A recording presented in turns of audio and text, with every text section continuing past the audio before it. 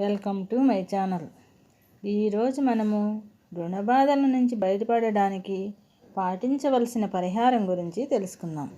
అప్పుల విషవలయం నుంచి బయటపడడానికి మంగళవారం రోజు సూర్యోదయానికి పూర్వమే నిద్రలేచి ఇల్లు శుభ్రపరచుకొని తలారా స్నానం చేసి సుబ్రహ్మణ్య స్వామిని ఎర్రటి పుష్పాలతో అలంకరించి 2 మట్టి ప్రమిదలు తీసుకొని పసుపు, కుంకుమ, గంధము, అక్షంతలు, పూలతో అలంకరించి 6 ఒత్తులు వేసి ఆవు నెయ్యితో స్వామివారి చిత్రపటం ముందు దీపారాధన చేయాలి.